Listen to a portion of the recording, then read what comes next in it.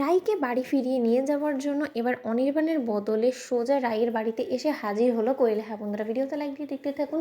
স্রোত সার্থকের reception party শেষ হয়ে যাওয়া মাত্রই অনির্বাণের আশায় ছাই ফেলে দিয়ে রাই যখন নিজের বাড়িতে ফিরে আসে, ঠিক সেই মুহূর্তে রাই অছরে কাঁদতে থাকে আর বলতে থাকে যে বৌমনি, আমার শেষ বিশ্বাসটুকুও অনির্বাণ রাখতে দিল না। আমি ভেবেছিলাম হয়তো বা যে না, এইবার অন্তত অনির্বাণের উপরে বিশ্বাস করে আমি দেখতে পারি, কারণ ও যথেষ্ট পরিমাণে আমার কাছে প্রমিস করেছিল যে না, ও এইবার অন্তত আমার বিশ্বাসে আঘাত আসতে দিবে না, কিন্তু এবারও ও আমার বিশ্বাসে জল ঢেলে দিল।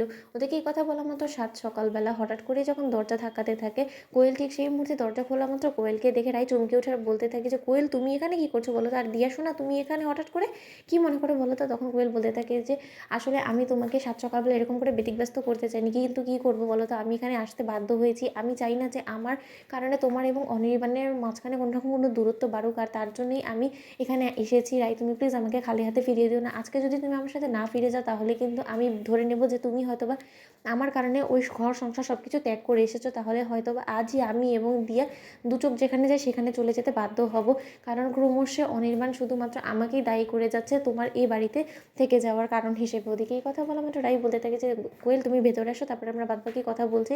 তখন কোয়েল বলতে থাকে এটা নিশ্চয়ই তোমার অফিস টাইম, তার সত্ত্বেও তোমাকে বিরক্ত করার জন্য এখানে এসে পড়েছি, তুমি কিছু মাইন্ড করো না। ওদিকে নীলু বলতে থাকে যে বাবা কোয়েল, হঠাৎ করে তোমার এখানে আগমন কি মনে করে বলো? তার তোমাকে এই বাড়িটা কে চিনিয়ে দিয়ে গেলো? কারণ তুমি তো কোনোদিন এই বাড়িতে আগে আসোনি, তাহলে নিশ্চয়ই তোমাকে দাদাভাই অফিস যাওয়ার সময় এখানে ড্রপ করে দিয়ে গিয়েছে, তাই তো? ওদিকে কথা বলা মাত্র কোয়েল যখন আমতা আমতা করতে থাকে, ঠিক সেই সময় নীলু বলতে থাকে যে কোয়েল, তোমার কিছু না বলা তো আমরা বেশ বুঝে গিয়েছি যে অনির্বাণ দাদাভাইয়ের সাথে এখন তুমি সামনে সিটে বসে ড্রাইভ করে এখান অবধি যখন পৌঁছে গেছো, তাহলে তোমরা অনেক দূরই হয়তো বা লেট নাইটে ড্রাইভে বেরো, তাই তো? তখন এই কথা বলা মাত্র কোয়েল বলতে থাকে যে নীলু, আমি খুব ভালো করেই জানি যে তুমি হয়তো বা কোনো মতেই চাও না যে রাইয়ের সংসারটা টিকুক অনির্বাণের সাথে, কিন্তু তার সত্ত্বেও একটা কথা আমি আমার তরফ থেকে অন্তত ক্লিয়ার করে দিতে চাই যে আমার এবং অনির্বাণের মধ্যে এমন কোনো সম্পর্ক নেই যার ফলে কিনা আমরা একে অপরের প্রতি দুর্বল হয়ে পড়বো। আমি খুব ভালো করে জানি যে কাল রাতে অনির্বাণ বারবার করে তোমাকে চেষ্টা করেছিল, অনেকবার করে অনুরোধ করেও তো তোমাকে কোনো মতে এই বাড়িতে ফিরিয়ে আনতে পারিনি। আসলে তুমি কোনো কিছু মনে করো না রাই, আমি ও বাড়িতে যখন অনির্বাণ রাতে ফিরে এসেছে যখন অনির্বাণের মেজাজ খারাপ দেখেছি তখনই বুঝতে পেরে গিয়েছি, এছাড়া কোনো কিছুই না।